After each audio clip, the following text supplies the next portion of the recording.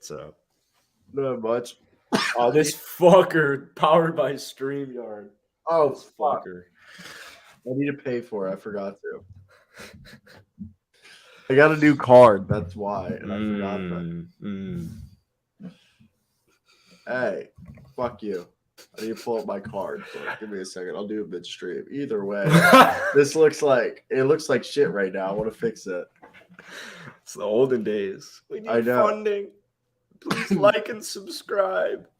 No, it's because I lost my debit card this weekend. So fuck you.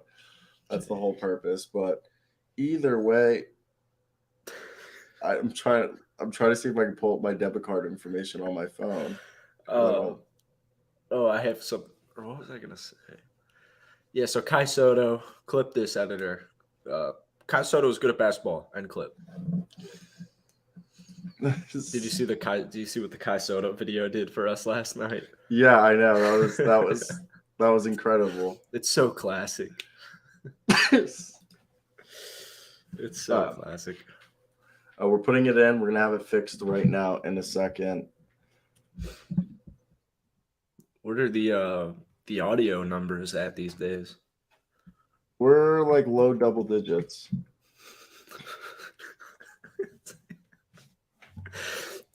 Yeah, that's been a long trek, hasn't it? Dude, just because people only listen to podcasts they know. Yeah, dude. I mean, yeah. So once we start having a bigger following on here, people like how we say like, if you miss an episode, go on to the services. Yeah. That's when it goes. So now we should be able to do this. Whoa. All right. Now, hello. Whoa. Welcome back. We're back. Updated my payment information, and here we are. We're going to start today's episode with some odds, okay? NBA betting odds and the line. So we just wanted to start doing this to see what people's opinions are, and also how much people value our opinion on sports picks. These are all going to be free because I don't think we're good enough to charge people.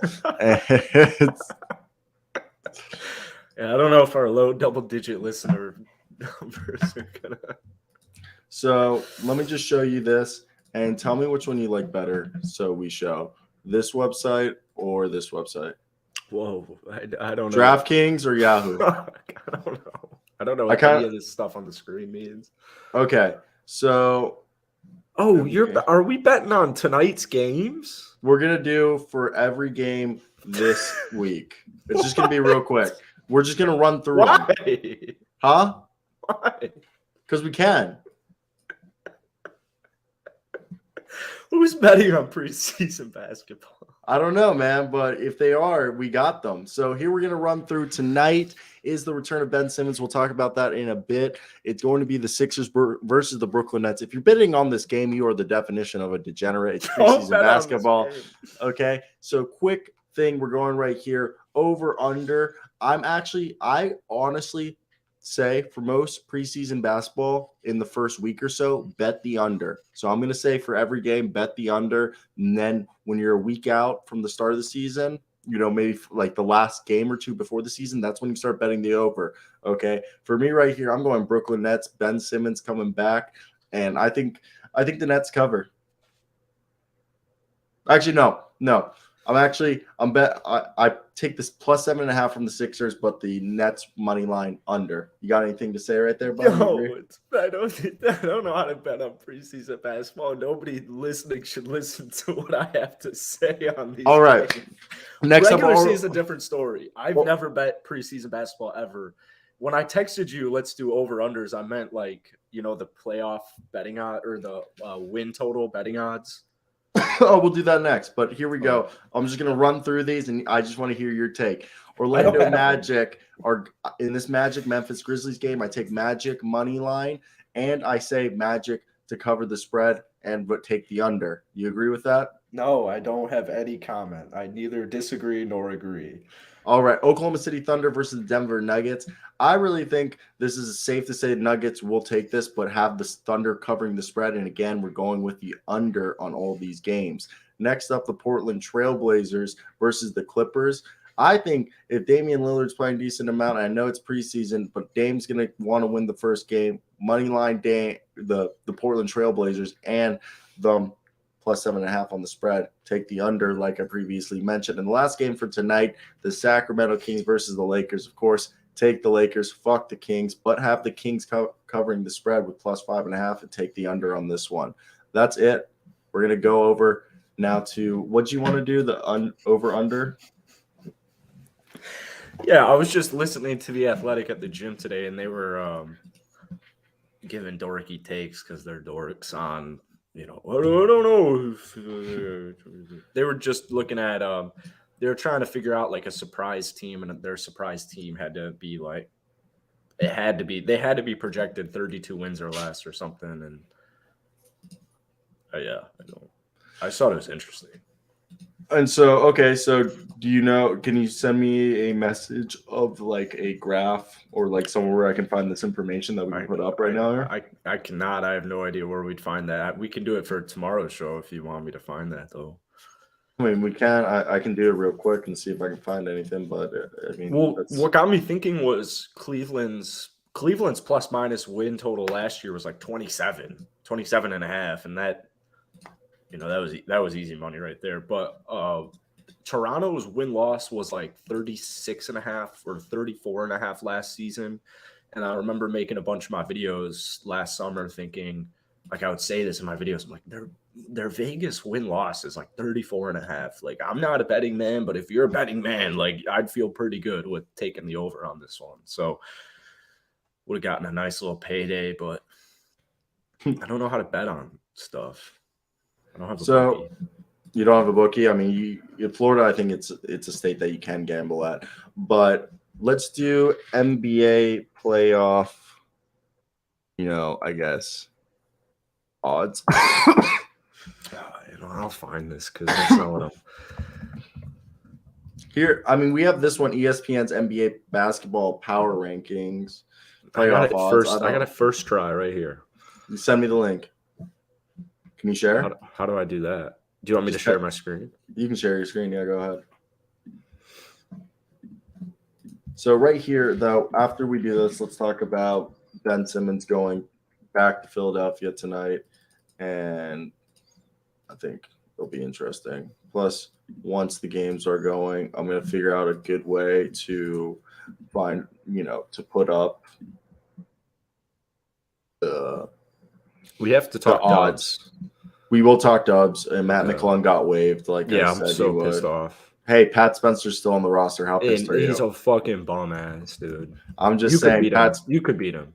I don't think. I mean, I think I could keep I could probably stay in front of Pat Spencer a lot easier than Matt McClung. Matt McClung has athleticism over me. I mean, I'm not saying Pat Spencer isn't a super athlete. Just I think I match up way better against Pat Spencer than I do against Matt McClung, to be honest. But Matt McClung would hold you scoreless, but you'll beat Pat Spencer. I wouldn't beat Pat Spencer, but I think I could get a bucket or two off of both of them. I think I could score on both of them. They wouldn't be ready to score on Pat Spencer. Share your screen. Alrighty, right here we have it. You might want to zoom in a little bit, buddy. How do you do that? If you're on a Mac, control, and then with your touchpad. Now go over to the left. Alrighty. It's a lot better.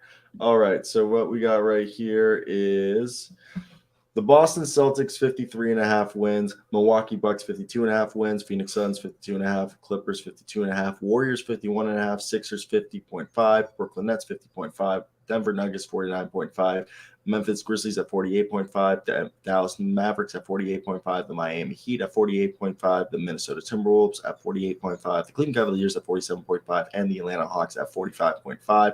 That right there is your 14th best odds, according to what website is this? This is according to, I think, this is VegasInsider.com, but I think these are the official. Maybe the official, wherever we got these numbers, take them for what you want. Now, we're going to go through this list right here, starting off with the 53.5 Boston Celtics. We're just going to say over, under. I personally think, I think 53 wins is like kind of like perfect. This is a 50-win team, but I don't see him being closer to 60. I see him closer to 50. So I'll have to take under right there. I think they're like a 50, 51, 52, 53 win team. You? As Jackson has gone silent and no response. My Wi-Fi is cutting out. My Wi-Fi is cutting out here. You good though? Like I hear your Wi-Fi's out. Now I can hear you. So Boston, there's no way, shape, or form they get to 53 and a half. There's like actually no way. So I'd hammer in the under there. Milwaukee. They were a 51-win team last year. Yeah, exactly. So why would they? Okay, under. Yeah, we're both in agreement under. Okay. Yeah. No way. Anyways. Now, where are we going? Okay. Bucks, Suns, Clippers are in the next group. I think we're both in agreement that if the Los Angeles Clippers, right now they're projected 52.5 wins. Last year, the Los Angeles Clippers were a 42-40 team, and that was with an unhealthy team. If this team is healthy, I'm taking the over on the Los Angeles Clippers. Yeah. Out of these three, Phoenix is no way getting to 52.5. There's I agree. No way Phoenix wins 53 games. Clippers over, Phoenix under. We're on that one, right? I think there's just too much turmoil right now, and they're going to still be a playoff team. They'll still be a good team. I just think they're going to come out the gates a little stumbling. I think they'll make the play-in, but I guess that counts as the playoffs in today's day. So under for the Suns, over for the Clippers. The Bucks is the hardest to gauge. This was a 51-win team last year.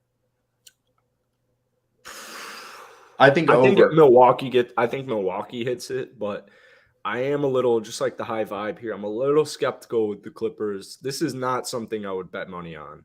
I would not bet on the Clippers unless like you were doing the whole NBA and you had. I would bet on the Clippers. I would bet on the Clippers right now. That's a pretty risky bet right there. It depends on how much I'm throwing. You never asked that, so fuck you. Yeah, but bet. Like, are they going to get to 53 wins? I mean, I'm just saying, like, if I'm putting money on it, I think how many games is Kawhi actually playing? How many games is John Wall playing? How many games is Paul George playing? Like, I feel a lot more comfortable taking the under with the Clippers, but I wouldn't be surprised if they were the number 1 seed in the Western Conference. This is at least a 54-win team. But that's with the assumption that they're fully healthy all season. You see those thighs on Kawhi? Yeah, but he's still not playing back-to-back. He's still going to be load managed. And they have the depth. I mean, this is what, 12 players deep before you even hit Luke Kennard. Like, Luke Kennard's the 13th guy on this team. Yeah, it's just 53 wins is a lot. It's a lot of wins right there. So we'll see. Next up is the Warriors. I think the Warriors have 51 wins. Last year, they won 53. I'm taking the over on this. This is easy money. Okay, at this point, the Warriors are like, Tom Brady. I guess like this year's Tom Brady, but Tom Brady of the past, it's a guarantee. So I don't know if you're there with me on that one. I'm in agreement. What's up, Matt? What's up, TP? Warriors, yeah. They're doing what no one's ever done in the NBA, and that's win for over a decade. That's what they're aiming for, I think. Okay, just ignore the San Antonio Spurs. Did they win 4 rings in 8 years? They won 5 rings in over a 15-year span. But did they win 4 rings? If the Warriors were on that pace, they'd have 7 or 8 rings. They have. I think they won 4 years with 4 rings in 10 years. Right. My point is this. Yeah. Okay. I like that a lot more. My point is that the Warriors say they don't win the next 2 seasons. You have 4 wins in 10 years. But what they're doing differently than San Antonio is they're not doing a rebuild. They're leaning on their young talent. They're not taking a gap year. They're just going straight. San Antonio didn't, dude. San Antonio, that's the whole thing with San Antonio, why there's so many foreign guys. Like there's so many players that would be like Boris Diaw, okay? You got Diego Splitter, okay? Like guys who like over the years, and those are just the more recent ones. There's guys that you haven't like Rick Barry's son, Brent Barry was one of the guys who was there. Big Shot Rob was there. Like they brought guys always like. The Warriors are following the Spurs blueprint. Yeah, I guess they didn't. They went from 96 to 2019. And the thing is with the the Spurs, they had it figured out. They had Kawhi. They just got, shit out of luck. Kawhi wanted out. But imagine if Kawhi stayed, they would have had Kawhi, DeJounte Murray, Keldon Johnson at this point. Fucking what a team. And they would have Jakob Poeltl. Okay, like no one's afraid of Jakob Poeltl or Keldon, but I get your point. I'm getting a call from Kansas City, and I don't know who it is, but what if it's the Chiefs organization looking to offer you a job? Should I pick this up? Yeah. I missed it. We decided too late. So, and no, look. So, with this current, yeah, I agree. Warriors, I'm taking over. Next up, the Sixers, Nets, and yeah, the Sixers and Nets. I think these are both teams that definitely have to be 50-plus win teams. I mean, the Sixers were a 51-win team last year, and they just got better. So that's another lock. Then you got yourselves over here, the Brooklyn Nets. I think they won 44 games last year with, Kyrie barely playing, and now they're going to have Kyrie and Ben Simmons. I feel like another lock right there. And the same thing with the Denver Nuggets. All three of these teams, I feel like, are locks to be over 50-win teams due to the fact that they just got healthier or better or both. Yeah. They're deep. And they're deep. Next up, the Grizz and the Mavs, I just think they're both under. Like, nothing against. You want to do all four? Or are you saying of those four, the Grizzlies and the Mavs, you think the Mavs will be under 40, 48 or 49? They were a 52-win team last year. I feel like they're at 48, like 48 is a good number for them. Like 48 would, I think that's a good number. Don't you agree? I think they'll get over it. I think it's a really good number. I think it's a really good number for all four of these teams on the list. But if we're going, I think Memphis and Miami both fall off a little bit. I think Miami's still a talented team, but I don't, 49 wins. I think Miami, dude, it's a really good year in the NBA. Holy. It is. It's very deep. I think Memphis will be under it. I think that Dallas will be right around it. And if I was betting on it, I'd probably say over because of Luka. Miami and Minnesota, you're asking a lot. You're kind of anticipating that Anthony Edwards takes that jump right here, right now. I think losing Patrick Beverley was bigger than a lot of people realize, and Jared Vanderbilt. I think those were two huge losses that did a lot for their culture, setting the tone on the defensive end, and they're not bums on offense. I'm actually quite worried about Minnesota because I don't know if Rudy Gobert is – I don't know if he was the answer, but – I think Minnesota is a guarantee to being over. Like, this team needs to win 50 games. They just went out all this way. Chris Finch is one of the best coaches in the NBA. Like, I think the Miami Heat and the Timberwolves and the Cavs and I think from the Hawks to the Heat, all those teams are over, okay, because they have to be. And the Hawks went out and spent a bunch of assets. Same thing with the Cavs. They spent money and assets to go get themselves, players to win their increase. Last year, Atlanta was a 43-win team. You're telling me 45 wins? They need to be better than that. Okay, you got Cleveland last year was a 44-win team. They need to be better than that. So that's why I think they're going to have – Miami was a 53-win team. They only lost one guy in the game players, technically, because they got Nikola Jovic, and they also got, some guys through two ways and undrafted. So I think all in all, the Heat are either the same. I just think – and the same thing with Timberwolves. Last year, the Timberwolves were 46 and 36, and they got better. So, all in all, I think this is just both teams are getting better. Did the Timberwolves really get better? Yes, they got better. Shut the fuck up. Anthony Edwards. I have issues with those takes because unless you don't think that Cleveland or Atlanta will get up to 50, that's 7 50-win teams you got there in the East, and that's a lot of wins. I don't think Miami gets it. I don't think Atlanta gets it. Cleveland, I think they're going to be right there. But as far as over-under, I think Miami will be under it. I think Cleveland will be just barely above it, and I think Atlanta will be just barely above it. But I just think when you're a team and you give up all these assets, Jaden McDaniels is taking the jump. Anthony Edwards will be an MVP candidate. They've got point guard depth. They've got center depth. They've got, slow-mo. I think the T-Wolves made – the jumps. They got one of the best coaches in the league. They're going to be better. Eric Spoelstra, Jimmy Butler, Pat Riley, they got everything going there. I just can't. I don't bet against the Heat. So that's why I got the two of those there. Now the Cavs, another example. All the young guys are going to get better. They brought in Donovan Mitchell and didn't lose much. And in that case, I think 47 wins, that's a 3-win improvement. They definitely can get to 50 wins, okay? And I know that's hard to say, but I feel like this is going to be definitely feasible, and even the Hawks. But the whole thing is that if all these teams are this good, what if this means that the number one record in the East is going to be like a 45-win team because everyone's losing to each other?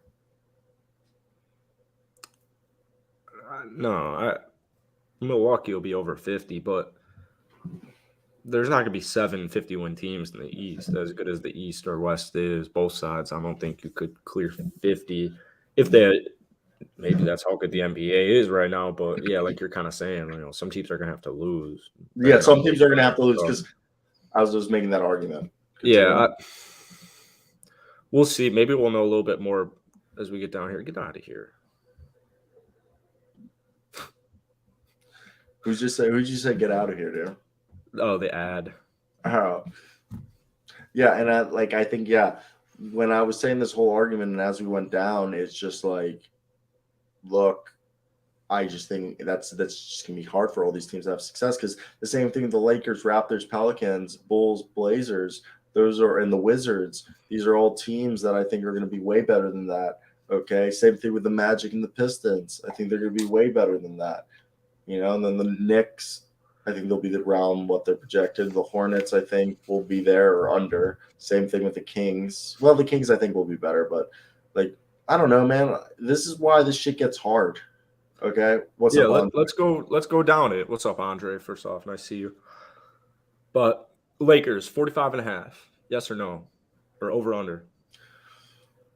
Lakers, I think you can just – I think we're in mutual agreement that from the Lakers to the Blazers, those are all overs.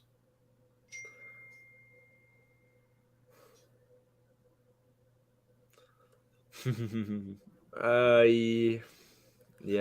The Raptors are going to be better, okay? The Lakers are going to be better. The Pelicans are going to be better. Are you hearing the ringing?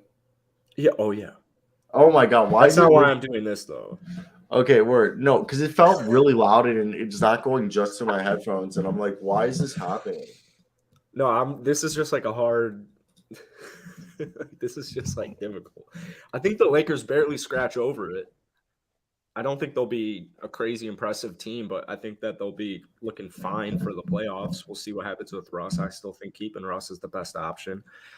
Raptors, definitely, I don't think anyone's disagreeing. They'll be over 45.5, even if they were injured. Even if they had a similar season like they did last year, not only did they get deeper, but they also won 48 games last year. So agree with that. Pelicans, there's just too much talent, I think, to not win 45 games. They might be a team where they deal with some injuries or they just deal with a competitive West as they try and get in the flow of things, but they start getting in the flow of things last year. Now you got a healthy Zion Williamson. I think they're definitely getting to 45. Now the Bulls are interesting. The Bulls are where I get a little – I think they'll be over 42.5 wins. I think they can hit 43 wins. They should hit 43 wins. But I would not be surprised if they missed the play-in or if they were a play-in team and missed a top 6 seed. I wouldn't be surprised one bit. I don't think it'll happen. Agree with you on Portland. Knicks are a little bit more difficult. This is when it gets really kind of shitty. I mean, just eyeballing it, I think Sacramento definitely clears 34 wins. I think that's kind of rude. I think Detroit does hit 30 wins. I think Orlando definitely hits 27 wins. I think Houston wins more than 24, but 23.5, I think they get to 24. I mean, these are more hit or miss. It kind of depends on how you're viewing these squads. Charlotte's tricky for me. With no Miles Bridges, I don't think they win 37 games. The Knicks, as Andre's saying, 40 wins. They're going to be right there, man. They're probably going to be right around 500. The Knicks are probably in a play-in spot. I struggle with the Knicks one.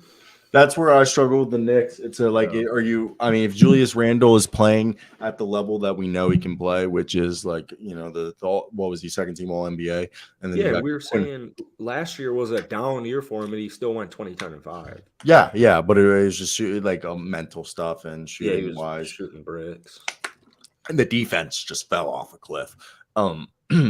But with that being said, it's also are we buying stock in Quinn Grimes? Are we buying stock in RJ Barrett? But primarily, are we buying stock in the Evan Fournier, Jalen Brunson backcourt? Not for offense. I believe that duo right there is easily giving you 42 points a night, 17 from Evan Fournier, and 25 maybe from Jalen Brunson. But what I'm scared of, that duo might be giving up 45 points back as well, because the defense right there, like people are saying they're scared of the Darius Garland, Donovan Mitchell. Yeah. I'm not as fearful. I'm more scared of a Jalen Brunson, Evan 100%. Fournier, or whoever, Jalen Brunson, Derrick Rose, whoever they put Brunson with. I'm more scared of that than I am of a Darius Garland, Donovan Mitchell, because I know Darius Garland has shown the ability, to be a pickpocketer, and I know Donovan Mitchell also has shown the ability to be a guy, and Donovan Mitchell has 6'9" arms. Jalen Brunson has short arms. And he's 6'1". Yeah, and Evan Fournier. Look, Evan Fournier has tried to play defense many years ago, and he was a borderline average defender. Just Evan Fournier is just someone that doesn't have the skill set to be a good defender. He can try, okay, and he'll be like, he's kind of like Max Strus, Duncan Robinson. Not that he's a turnstile. It's just there's certain guys that they'll try hard and everything. It's just that they don't have the step to keep up. They'll get it's nothing. No offense, just at an NBA level, he's not a good defender. I think they have a ton of scoring on this team. Yeah, young scoring. You're hoping, So I think they'll be right around 500. If I was betting on this, I'd go over it, but I'd be really this is probably the one I feel the least confident with every single team. It's the other thing that we're overlooking. It's not even about scoring or defense. It's about maturity. I think this team, the biggest thing is we need the guys to be mature. And I hate to throw that out because they're professional athletes, and you assume when someone's a professional athlete, they're mature. And I know we're just two guys sitting basically in our rooms just talking about this. But this is where I think people don't realize is a lot of these guys on their team are either our age, younger. And even the older guys, they've been known to have, nothing. This could be not true. This could be all because of media, as I've never met these guys before. So, I hold everything that is portrayed about athletes in the media with a grain of salt, because you don't really know how that person truly is in person, because you don't know them.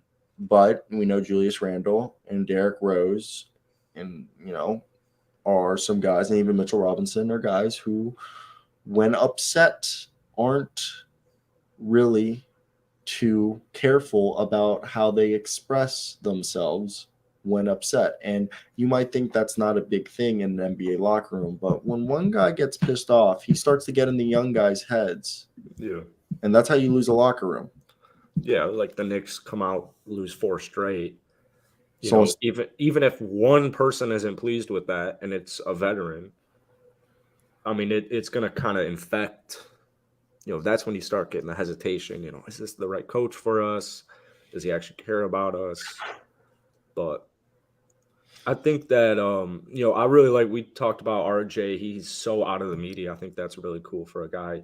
I like that too. Just a little under our age, but, I think RJ's my age, because you're 6 months older than, no, you're 5 months older.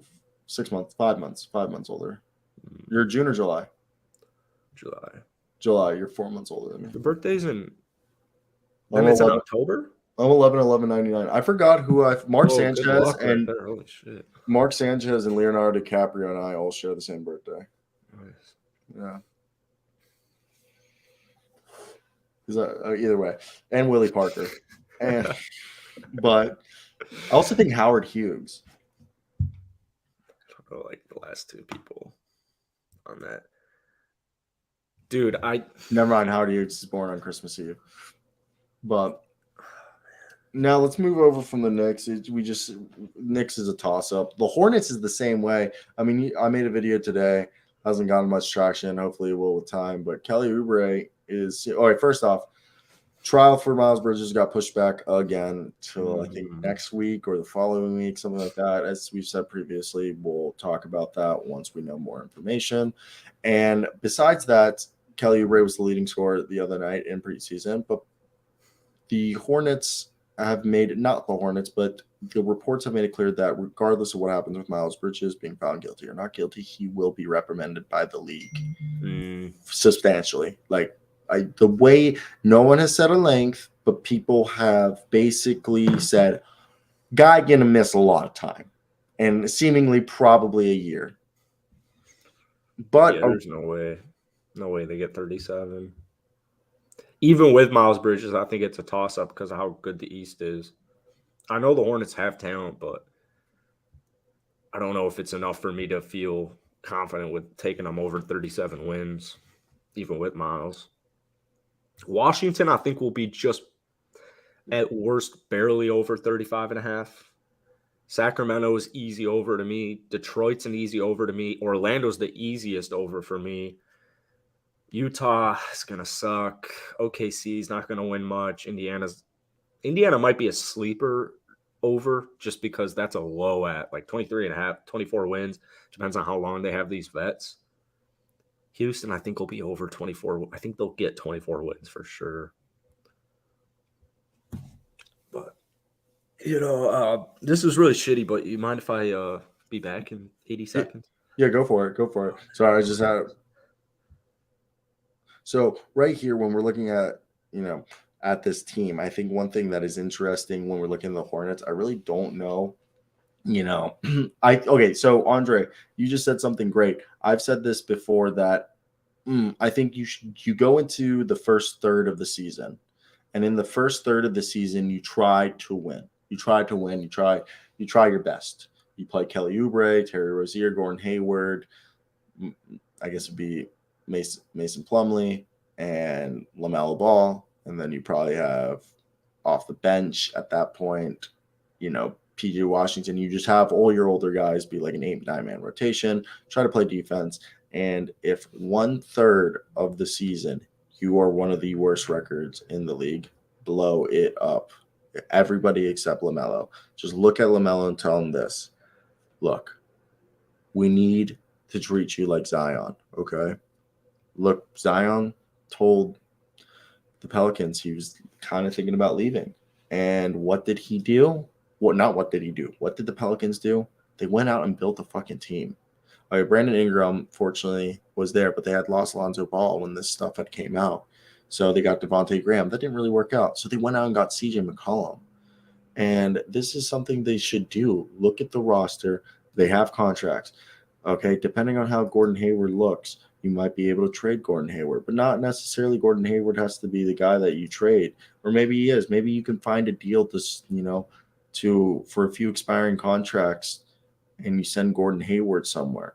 Okay, but for me, in reality, what you got to do as the Charlotte Hornets, okay, currently in the league, they are near, like they kind of like next year they're going to have some cap space at $68 million, as the only people they'll be paying is, besides obviously LaMelo Ball, Cody Martin, and Book Knight, Mark Williams, and Kai Jones, they're going to be paying our man, Gordon Hayward, Terry Rozier. So if they are playing terrible, let's find deals for Terry Rozier, Hayward, Oubre, Plumlee, okay, and let's just play, and even maybe Cody Martin. Maybe Cody Martin is part of the future, but let's play, Ball out there, or maybe pull the Shea move that the Thunder have and say Ball has a mysterious injury and sit him out for the rest of the year. Tank, play as many young guys as you can, and then go into the season with as much cap space and picks as you can. Try to go get one of these guys who are going to probably be on the move next year when the season ends. Like, obviously, Klay Thompson is somebody that's rumored. If he comes available, you definitely could arm up something. Or,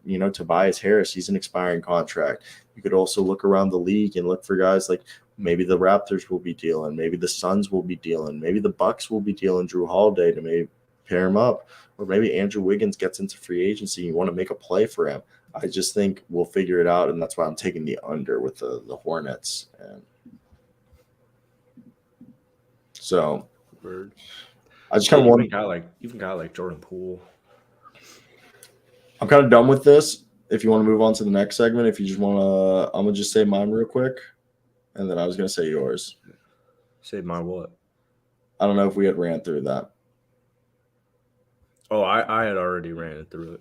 Okay, word. So let's just hop on over. What we were talking about next is, so we'll talk. What do you want to do first? Lakers, Pacers, or Ben Simmons? Oh, can we talk? Yeah, can we do team stuff today first? The Ben previous? Simmons, Dubs. No, I wanna talk about real quick about the Dubs, even though All they're right. Kai Soto. Just last night or this weekend stuff. Yeah, the two games. We talked about Wiseman on Friday, but I this. just have takes on the Dubs. So, like, as you posted a video on the Dubs today signed, or Ty is it Jerome. even official yet? They officially waived Mac McClung, Yeah, and they brought in. Ty Jerome, and Anthony Lamb, and Yeah. I don't know what they're doing. I actually don't know. So I guess at this point in camp, the Warriors are looking like they're going to take 14 guys into this season because of the tax. So I don't understand. Mac looked good in Japan. He looked great in Summer League. He looked great in the G League last year. I keep hearing stuff that it's about off the court issues, yet I've not seen any Mac McClung off the court issues. Wait. There was. How do you know this? It's about off the court issues. That's all the comments on my video. I posted a rant video today. I'm like, listen, Ty Jerome's a fine basketball player, but he's like a career 38.5% from the field. Wait, go to your YouTube right now and pull up these comments. Okay. So right now, as we know, like we're missing Patrick Baldwin and Ryan Rollins in this picture, but the six guys of the future. Yeah, no. So what do you mean they're saying, like, if you can find the comments? So they're saying Matt McClung. I mean, I've heard that Matt McClung, I don't want to put words in everyone's mouth. This is all allegedly that, the same thing. First off, I think Matt McClung comes from money, like Christian Brown. Like, like how I said, like, why people don't like Christian Brown, because Christian Brown's kind of a douchebag. Like, he's full of himself. Yeah. I remember when he was at Georgetown before he went to Texas Tech on Reddit, that was like the big thing that, like, supposedly he wasn't, the most humble or modest of guys. So right now I'm checking Reddit to see if anybody. And okay, so right here, Muzzinger posted something people forget is that Matt McClung did not want a two-way contract. Warriors probably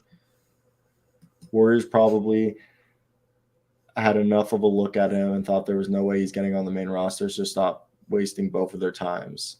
And yeah. It's brutal. I mean, I think that's a really good point with Christian, where maybe it's not off the court issues, because I don't understand off the court. Like I got some comments saying that, and I saw another Warriors video where it was similar comments. I think it's more so, it's not like he did something specific off the court. I think it's just that he doesn't fit what the Golden State Warriors are looking for in a player. And I think what you're bringing up here too is he would have been on a two-way contract. They have too many mouths to feed. So that makes sense for him, but I just don't know if Mac's at that point where a team's ready to take a gamble on him to give him a guaranteed roster spot at this point. But I guess they're like, you know what, we'll give you a shot because you're that good. So a team will pick up Mac McClung for the remainder of training camp and preseason. So I don't know if he'll make that roster though. The other comments I'm reading is D issues. He's a willing defender, but his size will always be an issue. This team runs on defense, and and they said everyone they cut is usually because of defense. And then another guy said he plays too fast for his own good out of necessity. In this guy's opinion, he makes a highlight pass every now and then, but he really makes the simple play. He would rather force a contested layup than to pass to a wide open Wiseman unguarded 8 feet from the basket. He's trying to build that value up, and that's another good point is his defensive limitations. And also, when you take a look at who the Warriors have on their current roster, you got Jordan Poole, you have Moses Moody, you have a lot of young guards. So it does make sense when you put those together, thinking like, all right, do we really need – I'm not saying Mac McClung is the same player as Jordan Poole or Moses Moody, but, like, do we really need an undersized guard? I guess they went with no. So yeah, this is the other thing that I'm reading is one guy that has 231 upvotes. Matt McClung was never going to get a roster spot. He's a ball dominant guard who looks for himself first. He can get some highlight plays against summer league or G League competition, but he's not a team player. And we don't need a backup point guard more interested in stuffing his stat sheet than playing winning basketball. And then another guy said he's the new age Jimmer Fredette. And I was like, I feel like that's a little rude. I think he does a lot more. I mean, so let's go back to his season last year. We'll put up 22 a night, almost 38% from downtown. He had 7 rebounds and 8 assists. It's not even worth it just talking about it because we're talking about spilled milk right now, and I think everything's going to be fine. Just how he's not on a roster, somebody's got to pick this kid up and give him a shot, and it's probably going to be a rebuilding team, and I guess that plays a role. Like if I'm Charlotte Hornets, Matt McClung's kind of interesting to me. They got Dennis Smith Jr., but yeah, so even more so, he's pretty interesting to me. So I look at this Warriors team, Patrick Baldwin. They looked like they did a lot to him this summer with just working on that ankle, and he always had good shooting mechanics, but he looked like just Milwaukee was a bad situation for him. And I said this whole pre-draft process, it was because he's not a shot creator, and now that he has players around him, it's going to be good. Now, obviously, I don't think anyone who's on a camp invite is going to make the roster. Pat Spencer's not going to make it. Trevion Williams is not going to make it. Nor is Jerome Robinson, and I don't know who else. And if they do it, they're going to have to cut probably Quindary Witherspoon's from a two-way contract because right now they're already at 14 players, and they've said that they're not going to sign a 15th player to the roster for tax-saving purposes. So with that being said, the young guys are Ryan Rollins, Pat Baldwin. I mean, Guy Santos down the road. They haven't said where he's playing yet, and Jonathan Kuminga, James Wiseman, Jordan Poole, and Moses Moody. Right there, you got yourselves 6 guys for the future. 7 guys for the future, honestly. So I think that's good. I don't know. You understand? I think we're just seeing flashes of it, and people are acting like they're gonna arrive this season. I don't think but all these young guys right here, maybe Jordan Poole will become a borderline all-star this season, but Moses Moody and James Wiseman, I think James Wiseman will make the jump, late season and into next year. And then Moses Moody and Kuminga might start to break out next year. But I see all 3 of these guys, like Kuminga and Moody probably won't be regular starters till 4th year of their contract. Wiseman next year, he'll be a regular starter. And Poole, until they get rid of Thompson, I don't see Poole being a starter regularly unless Thompson just plays himself to the bench. Yeah, we'll see. I mean, even with I still feel more confident with Kevon Looney being my starter even next year over Wiseman, unless he's also a guy he's looking to make plays. Kevon Looney's he knows what to do. He's really good. Yeah, and that's why they're teaching Wiseman. That's why by the season's end, Wiseman will be ready. You'd hope. But let's move on to, I don't know if you have any closing arguments you want to say before we go over to Ben Simmons. No. That you're good. Also, okay, so I guess Guy Santos is allegedly going to stay in Brazil. Okay, and so Guy Santos was never going to play this year. He was always a draft and stash choice. I said that repeatedly to everyone who would listen, and he's been under contract with the Brazilian team Santos ever since the draft. The Warriors retain his rights, so if Santos is not Santos, he's with fucking Christ. What is his club? Sao Paulo, right? Is it? I'm so stupid. He's under contract with Minas. I'm so sorry. Guy Santos, because there is a club called Santos, and I think that's where Neymar played. But Guy Santos is under contract with Minas, and I guess he's staying in Minas. I personally thought, because they retain his right, and if he's ever ready for the NBA, they can keep him, and he can always come for Summer League. But letting Santos play regular minutes for Minas in Brazil and check back on him in year 3 was the good move. And I just wonder why. I thought they were going to call up some Spanish teams or Italian teams or Australian teams and be like, hey, you want to take him on? because like they to play at a more competitive level of basketball. But let's move over to the next conversation. And tonight is at 6:30. I believe the game is at 7:30 Eastern time for well, it's 6:30 right now because you're in Chicago or Naperville. But we're going to be talking about Ben Simmons and the fact that he is going to be making his debut tonight for the first time. And it's going to be against, yes, his former team, the Philadelphia 76ers. Ben Simmons is returning to the court. And what are your thoughts right here on that? Are you excited? Are you not? Do you think this is just us at this point, if we do get excited, just not the right move?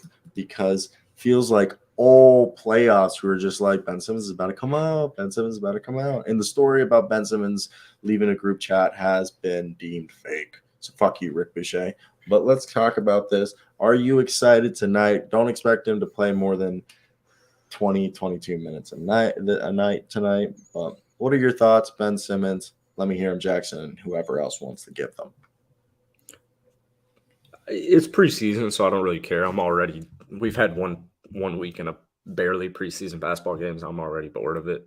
So I'll be keeping an eye on it just because it's Ben Simmons on a new team and I like basketball and I cover it. But I have a feeling he's going to feast. I'll even give you a stat sheet. I think Ben Simmons will drop between 15 and 20 points. What position? You'll see him all over. You'll see him as point forward, center.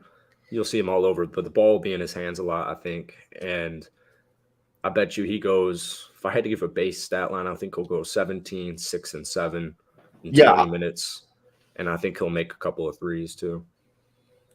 You took the words out of my mouth. I was about to say Ben Simmons is about to pull up. Like, he's going to look at Doc Rivers and do the Larry Bird story where he's going to go like, hey, Doc, I got a present for you. And then he's going to come up to Doc again. He's going to point like right there, right in front of like the Sixers bench, in front of like Embiid and Doc when they're sitting on the bench, and just splash like the deepest three and be like, Merry fucking Christmas, and just turn around.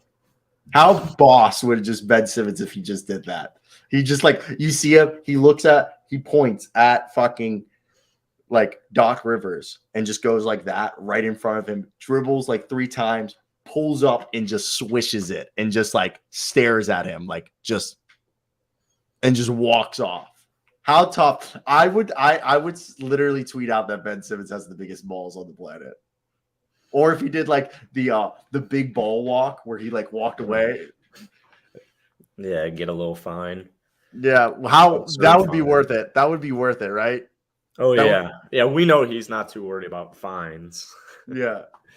You know NBA Twitter would love Ben Simmons forever if he did that. Jeez. Holy shit. Wow. Damn. Like pneumonia? If you're losing weight like that, maybe pneumonia. But if he had pneumonia, he would not be playing tonight due to the fact that your lungs would not be good. I want to say probably some sort of stomach virus or infection that caused him to be shitting and throwing up all the time. Because that's the only way I could imagine you losing that much body weight in a short like amount of time, because with pneumonia, like you can lose throat infection. Is this so? Damn, that's crazy. Throat infection. Wow. Prayers for Cat. Seriously, man. He got the virus twice. He's triple vaxxed. Triple vaxxed. His mom died. Didn't his mom die and his grandparents both die like within months of each other? And then he also got like prayers to Cat, man. I mean, he got Jordan Woods, so like she's bad. That was this girl. But shout out to Andre for that. That's fucking crazy. Yeah, no, I did not know that about Karl-Anthony Towns. Back to Ben Simmons. Also, so you're saying 17, 7, and 7 right now for Ben Simmons? You think he's going to come out and just... I think he'll completely feast and pick apart in a preseason game just because it's against Philly. Drop a like down below if you guys are enjoying preseason basketball. Thank you to all 11 people watching. Whoa. But yeah, no, with Ben Simmons, like you said, he's going to hit some threes. He's going to go. I think he's going to play a lot tonight. I just really hope Ben Simmons pulls a Larry Bird and, hey, Doc. Yeah, I mean, it's his first game, so I don't know if he'll And just I don't splash know the if he'll be three right doing in it. I front of don't know him. what Steve Nash has to say about that, but Ben Simmons at center, I think is awesome, Andre. it's I love awesome. the Yeah. idea. I think like one thing I'll admit is, do you have Ben Simmons be the tip-off guy? Is Ben Simmons doing the tip-off, or do you have like Nick Yeah, Claxton? he might. I think they'll still run centers to start games. So Start game Claxton first 5 minutes or 2 minutes and I sub think him they'll out. still close them. Yeah. Claxton won't. Yeah. Exactly. I mean, they're paying him, so they've got to. Yeah, and Now- he's good. I just he's not 30 minutes a night type of guy right now, or if he'll ever get there. So let's move over to another topic that I wanted to talk about, and Buddy Hield and Miles Turner is a trade that's seriously being considered, and I hate talking about it on repeat because I sound like a broken record. So sorry. Yeah, I know, but goddamn, let's talk about it. Also, I don't know who this Danny Hoops guy is, but who is that? It's my arch rival. Do you hate him? I love Danny Hoops. Danny Hoops is the reason I have a Lakers and Warriors channel. I'm a direct competitor to him. And Danny Hoops is a very interesting person, but I'm glad he exists. No, I've never talked to him. I think he's a little bit younger. I'm glad because, and he doesn't have like any social media. He's very below the radar, but he figured out you could make a 2-minute Warriors video with pictures and get 100,000 views and probably make a couple $100 on it. But now it's starting to bite. The like count's going a little bit lower, so I had to adjust. Wait, is he big, Danny Hoops, or small? Dude, Danny Hoops has like over 30K. 34K, damn. Yeah. But if you look at his like counts, it's not anything crazy depending on the video so that's why I had to change my Lakers videos because I'm like, oh, people are starting to turn on him in the comments because sometimes they're not really updates. So that's why. Yeah, shout out Danny Hoops. Swaggy. I got to graduate college. So right now it'll be June, but this weekend I got to send out a bunch of emails this weekend. Tonight I got to hit up a bunch of professors to ask for letters of recommendation because this weekend I am applying to graduate schools. I've made my list. You're going to grad school? Yeah, I'm going to grad school. Fuck. Oh, fucking idiot. Why? Because if you have a grad degree, you make $30,000 more than someone with a bachelor's degree. So fuck you. To each their own, I guess. And so this is a trade that we've heard. First off, if you package Miles Turner, Buddy Hield, and TJ McConnell, it works perfectly for Russell Westbrook's salary. So if I'm the Lakers and I'm saying I'm trading you to, also supposedly they've hit up the Grizzlies, where I don't know how the Grizzlies would get it done, but I think one pick to the Grizzlies from the Lakers unprotected, and I don't know what else. The Grizzlies will send 2 unprotected picks to the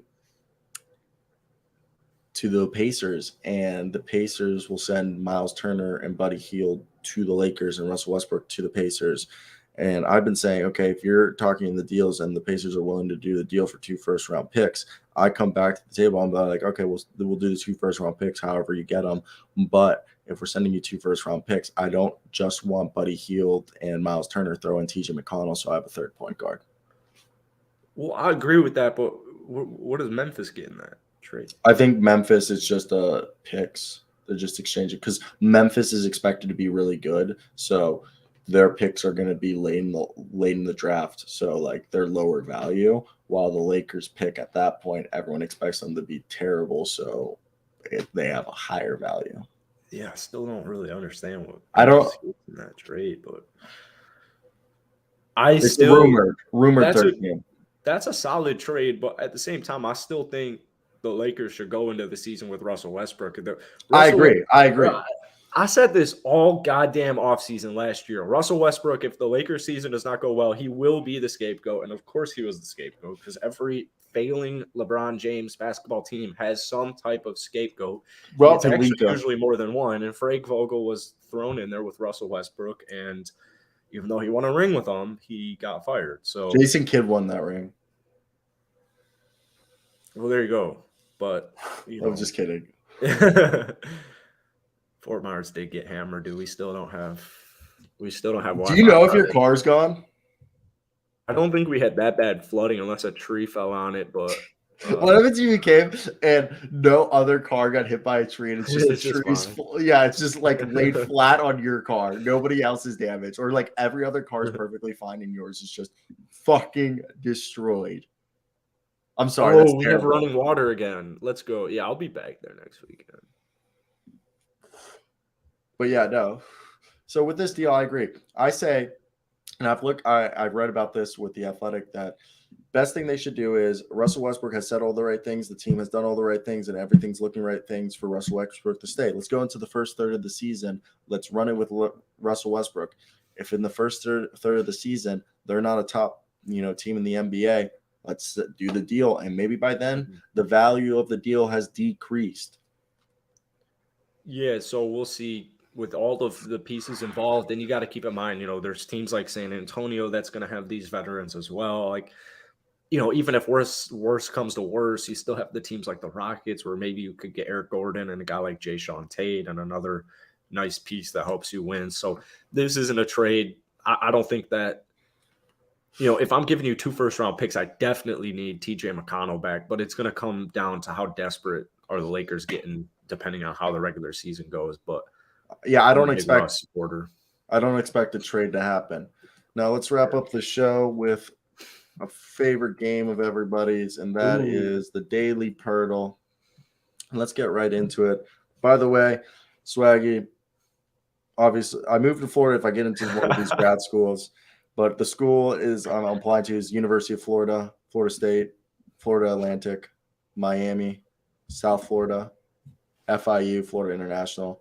I'm applying to Colorado Boulder, Denver University, Arizona State, Arizona, South Carolina, UMD, aka Maryland, and Texas at Austin. So you want to have a full-time job, go to grad school every day, have no social life, have a girlfriend, and have a daily live NBA show, and have daily NBA channels. Yeah. Good luck, Charlie. I still don't see the single purpose to going to grad school, but I want to go to grad school. My dad has a master's degree. I want a master's degree. And like, I don't know. Also, like, I don't have to do grad school full time. I can do grad school. Like, most of the grad programs I'm looking at are like only 1 year, 2 years at max. So if I wanted, I could push it to a 3-year where I take like limited credits. So yeah, my buddy's actually technically still in grad school, but he can't take a class till like next semester because wasn't only offered.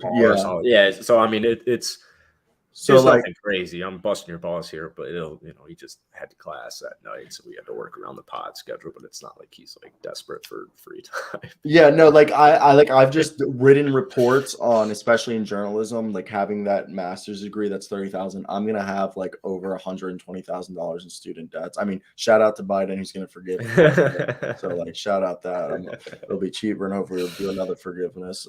But I mean, also if we'll get you, man. I mean, also they're under my mom's name, so if my mom drops dead, shout out. There you go. So like, so for me, I have a plan. Like, I want to pay off $25,000 a year, and part of the reason I'm doing YouTube and this stuff is like my YouTube channel is basically pay my rent, and then I've basically done it that if I make at least $50,000 a year, I can live off $25,000 and then pay back $25,000 a year. But I'm also going to have my girlfriend, she's going to be in law school, but she's getting a remote. So she's going to law school, but she got a business degree, and so she is going to get a remote business job, and she'll probably be making like 40, 50K. I'll probably be making like 50 to 70K out the gate. I'm asking for 65, nice.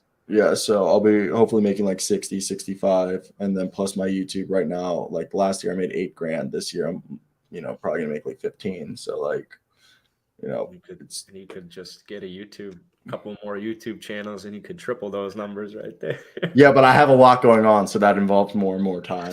Like so for me, it's just So I mean, obviously, and then plan is hopefully to live near you or like get that done so we can build a studio. Like the whole plan is to be near you to get the studio. That's the number one goal in my mind right now.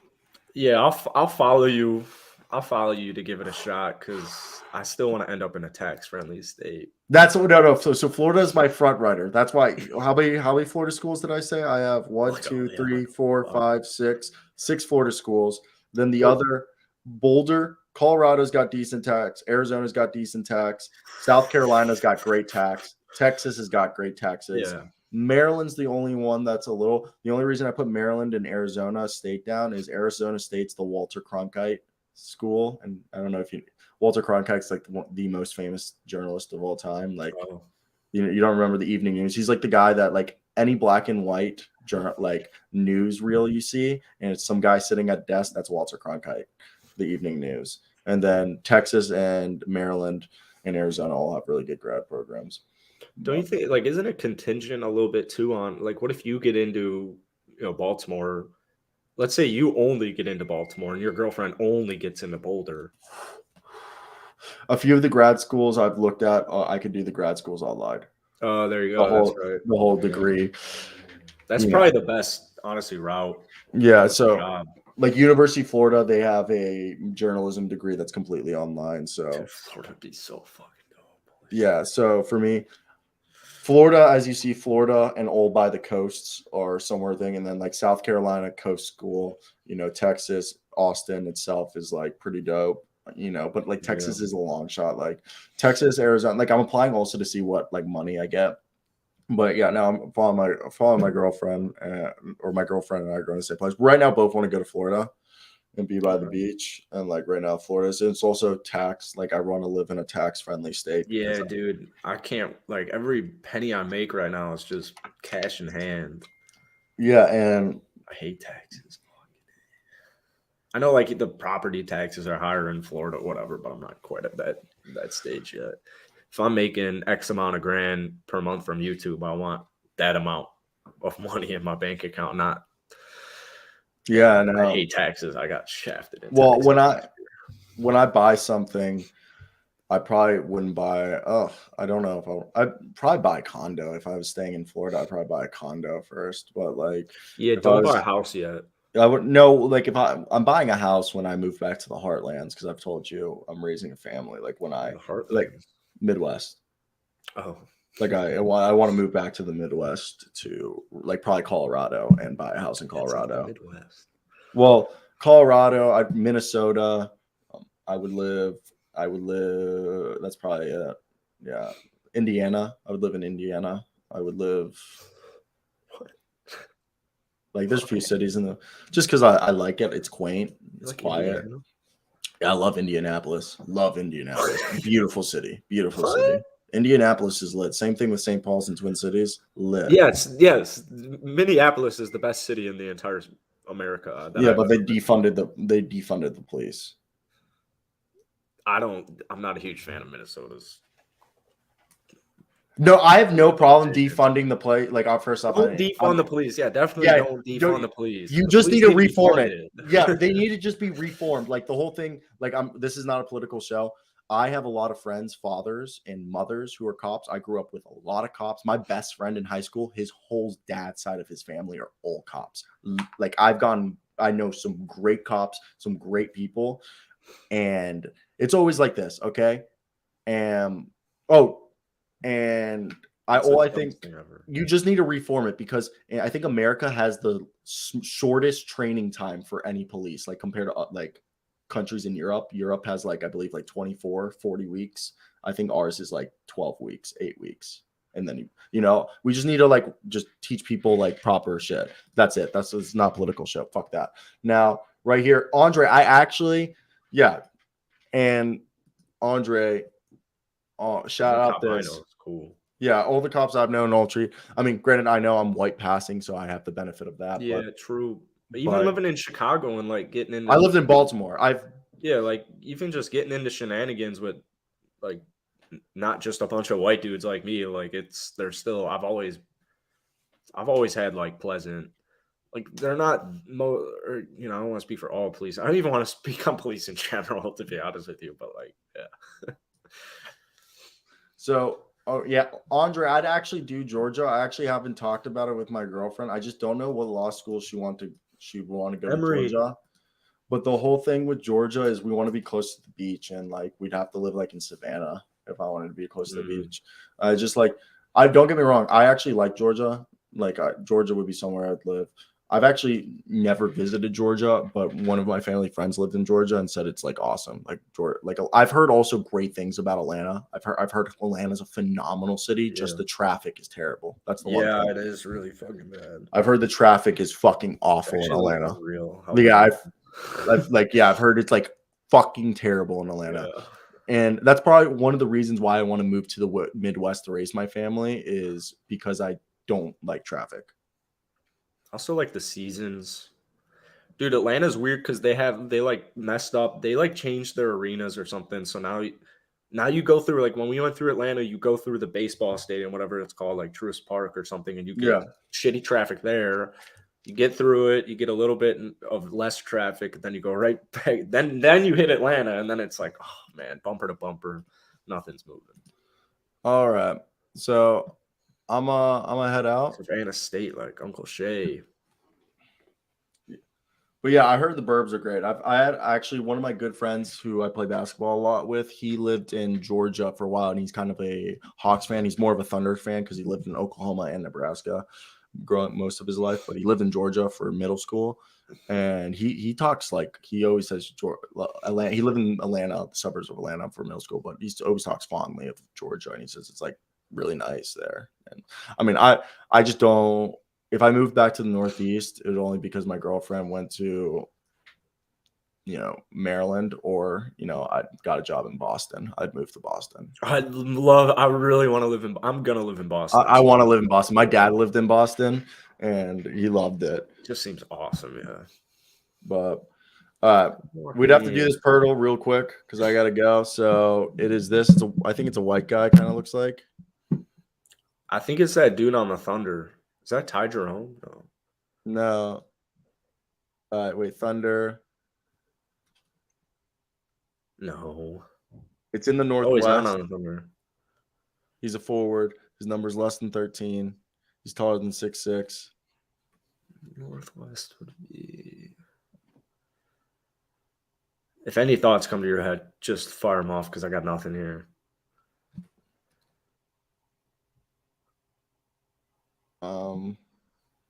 Trying to think on who could it be on the Timberwolves. Who the fuck? It's on the Timberwolves. Who the fuck is that? It's a four. Oh, I know who it is. Oh yeah. You hate how quick I can do this. No, I don't mind because you're in a rush, so I don't mind. No, but like I just pieced that together real quick. I knew the answer. I didn't want to ruin it. I knew you'd get it eventually. But all right, bud. I'll see you tomorrow. Yeah, no, I got to do some shit. My girlfriend's coming over, so life. So if you enjoyed today's episode, sex. Nah, I wish. She just got off her period. I gotta wait one more day, but Jesus. So either way, guys, I hope you guys enjoyed today's episode. If you guys missed it, we are on all streaming services. This is not a podcast, it's an internet show, but we do put it on Spotify and Apple Music and all the other places you can go. But that's it. I hope you guys do have a great day. We're almost at 1,000. Almost at 1,000. We'll be at it by the end of the week. I love y'all. Yeah. Peace out. Ciao.